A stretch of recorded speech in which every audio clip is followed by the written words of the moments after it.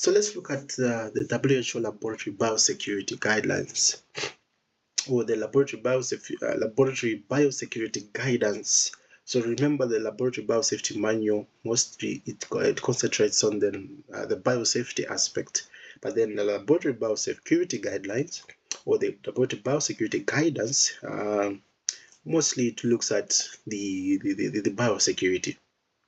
So here we'll look at an overview of the biosecurity guidance. Specifically, we'll concentrate on the 2024 edition. So a quick brief history for this particular guidance document. So the first publication for this document was in 2006. So mostly this document was created because WHO noticed that there was a gap, especially in biosecurity implementation. But then they didn't want to include all the information in the Laboratory Biosafety Manual. So they didn't want to change that document to a Laboratory Biosafety and Biosecurity Manual, because then it would mean that there's going to be like a bulky document, and therefore maybe some of the things that mostly are biosecurity in nature may be missed because of trying to cut out on some of the information. So what they decided to do is create a separate document to just speak to biosecurity, and that's where the Laboratory Biosecurity Guidance document was born, and that's one of the reasons that gave birth to this particular document. So if you recall, I think in the Laboratory Biosafety Manual, the third edition I think was in 2004. So this particular guidance document came out 2 years later after the Laboratory Biosafety Manual third edition came out. And then the second edition, which is the latest edition, was released in 2024. So it was released in the same year as the fourth edition. No, it was released I think 2 years after. No, 4 years. So the Laboratory Biosafety Manual fourth edition was released in 2020. So this was released in 2024. So it took 4 years for WHO to release the security guidance that will support the Laboratory Biosafety Manual fourth edition, which was released in 2020. So what was the key update for this particular document? So what's the main key update? So the key update is applying the risk and evidence-based approach also to laboratory biosecurity. So in the 2006 edition, it was also mostly prescriptive, where it talked about prescriptive type of guidance in terms or in relation to biosecurity. But then in the 2024 edition, the approach changed from this prescriptive to an evidence-based approach, also applying to the biosecurity aspect. So the emphasis of understanding laboratory biosecurity and biosafety as a field also came out. So the inclusion of the new developments in science and technology, and to address the laboratory biosecurity in all the three levels of containment, that is the core requirement, heightened and maximum containment. So also looking at the three levels of the laboratory, the institution, and the national regulatory body. So also looking at the three levels, so it brought out information on how to understand laboratory biosecurity and biosafety as a field in all these three levels. How do you make sure that laboratory biosafety laboratory biosecurity technologies are understood at the laboratory level, and how do you make sure that laboratory biosecurity is understood at institutional level, and how do you make sure that it's also applicable at national or regulatory level or through the regulatory body. So it also brought out that type of information as compared to the 2006 edition, which is the first edition.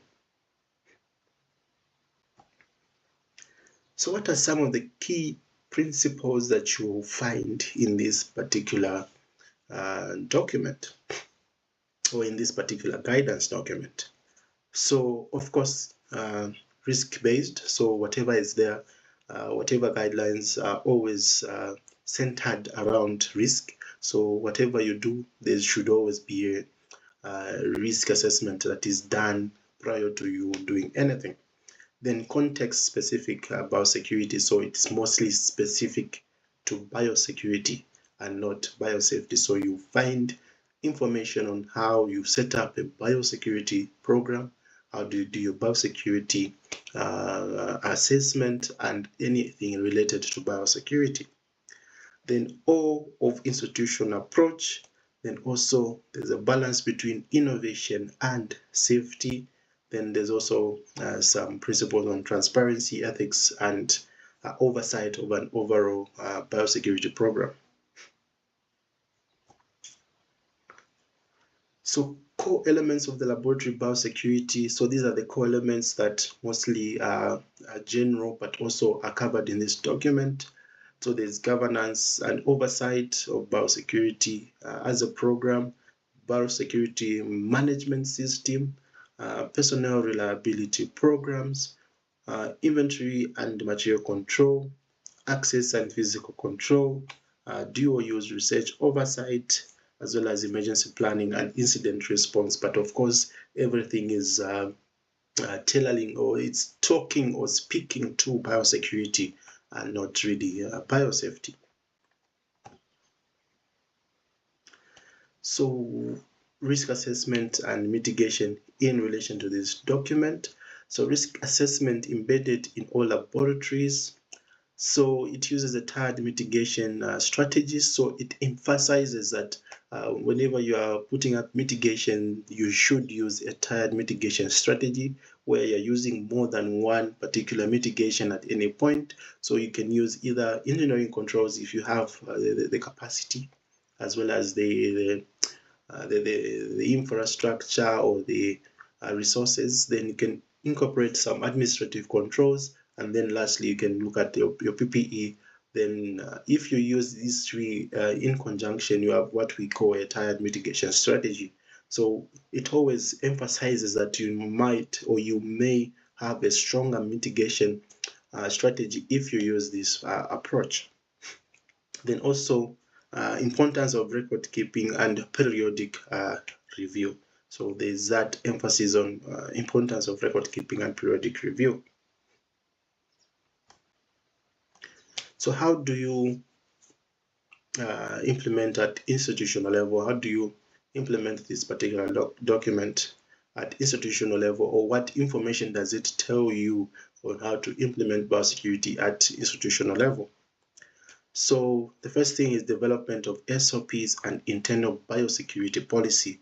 So you need to have SOPs that are specific to your biosecurity.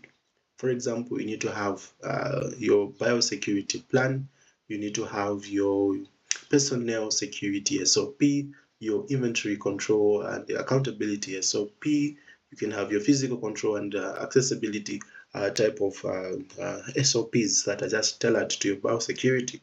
Then also you need to have a security policy. So this policy can either be combined with your biosafety policy, and therefore you may have a combination of a policy which you call a biosafety and biosecurity policy.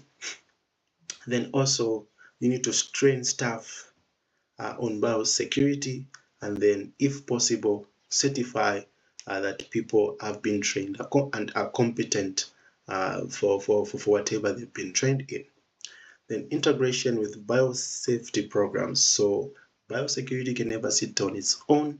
It must always be side by side with biosafety, because the two sometimes will complement each other, sometimes they will fight each other, but at least you need to have that synergy between biosafety and biosecurity. Then internal audits and performance matrices. So you must always do internal audits and performance matrices for biosecurity, not just biosafety. So global integration and legal frameworks. So this particular document, which is a biosecurity guidance document, it also supports implementation of the following legal frameworks, as well as some and international legal policies and frameworks.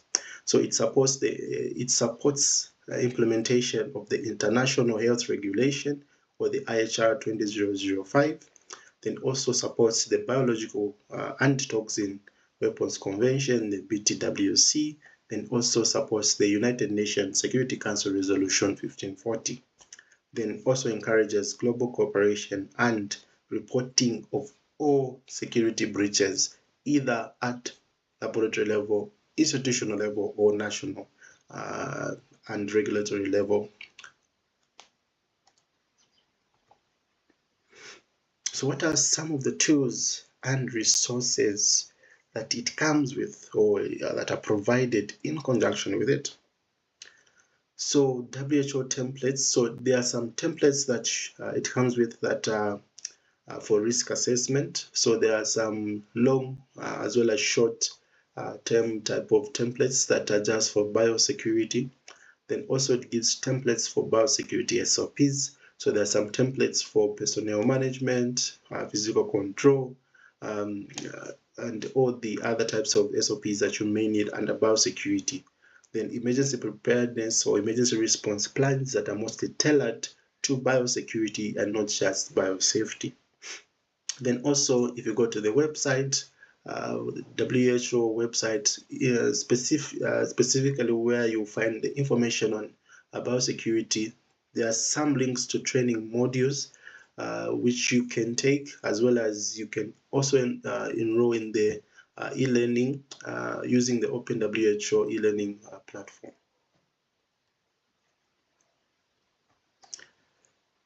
Okay, so let's look at the Zambia National Biosafety and Biosecurity Manual.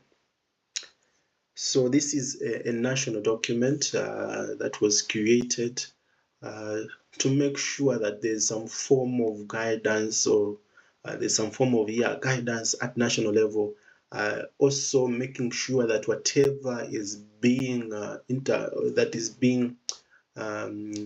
communicated from the international documents, such as the Laboratory Biosafety Manual and the Laboratory Biosecurity Guidance, it's mostly it's gotten and then put in simpler terms that can be used at national level, so that we also tailor those or that information and adopt or adapt it to the national context, that is Zambian context. So a quick introduction for this particular manual. So the Zambia Biosafety and Biosecurity Manual. So this manual is both biosafety and biosecurity. So it's getting information from both the Laboratory Biosafety Manual as well as from the Laboratory Biosecurity Guidance that is coming from the WHO. So it serves as a pivotal framework guiding the safe and secure handling of biological agents within the country, that is Zambia. So it aligns with international standards, guidelines, and local safety acts, including, like I earlier mentioned, the laboratory or the WHO Laboratory Biosafety Manual, specifically the 4th edition, which is the latest edition. Then also it aligns with the Occupational Safety and Health Act, or the OSHA 2010 of Zambia, and the International Organization for Standardization, which is the medical requirements for safety, which is the ISO 15190. Then also it aligns with the Laboratory Biosecurity Guidelines and other types of international as well as local guidance documents. So it's a combination of a lot of documents brought together, but then to communicate something that can be applied or implemented at facility level and is applicable to the country itself, which is Zambia, and not comparing what other maybe countries are doing depending on maybe the resources that they have. So let's look at the document history. So this document was first published in it's not really known when the first publication came out. So the first publication mostly is it's information that is not really available. But then the previous editions, which is the second edition, was released in 2009. So what we have right now is a third edition, which was released in 2022. So the 2022 or third edition is an improvement from the 2009 second edition. So I think we used to call it, should be the yellow manual or something. So it used to be like a really small manual, but then now with the addition of more information, which is mostly not prescriptive but risk-based, we have something bigger which is following a risk-based approach. So what are some of the key updates from the 2009 or the second edition to the third edition? So in the third edition, there is a coverage of information on both biosafety and biosecurity. So in the previous edition, mostly information that was there was biosafety, but then in this new edition, you can find information on both biosafety as well as biosecurity, be it risk assessment, be it waste management, be it incident management, emergency preparedness. You'll find information on both biosafety and biosecurity. Then also it introduces the concept of a risk-based approach when implementing a biosafety and biosecurity program. So this is because most of the information came from the Laboratory Biosafety Manual, 4th edition, as well as Laboratory Biosecurity Guidance, which mostly looks at following a risk-based approach whenever you are implementing either a biosafety management program or a biosecurity program, or if you're implementing both biosafety and biosecurity programs. So there's that introduction of a risk-based approach when implementing a biosafety and biosecurity program. So we'll just look at some of the sections that this particular document has, since it's a national document. So we'll look at it, or we'll dive into this document a little bit more in detail as compared to the other documents that we looked at. So this document has a total of 15 sections. So 15 sections. So we have section 1, which is the introduction. We have section 2, which gives the overview of biosafety and biosecurity. So it also introduces the overall biosafety and biosecurity implementation at a national level. Then management and organization. So there's a section on how to set up your organization and how to make sure that there's a proper biosafety and biosecurity management, either process or system. Then biorisk management approaches. So this will speak to the third one as well. Then good laboratory work practice. So there you find information on how you need to do to have your good laboratory work practice, either at organization or laboratory level. Then containment. So here you find information on the 3 key biocontainment facility features, which is the core requirement, heightened control measure, and your maximum control measure. Then you are going to have a section. So section 7 is personal protective equipment. So here there's information on how you choose or select the different types of PPE. The different types of PPE, there's some information on how to don or to doff certain types of PPE and the like. So there's information on just PPE, especially the PPE that is available at national level. Then section 8 is occupational health and safety. So here you'll find all the occupational health and safety acts. So you find all the regulations, as well as some of the practices that may lead to you actually having a proper either occupational and health management program or medical surveillance program and anything related to occupational health and safety. Then section 9, this is where you have your disinfection and sterilization.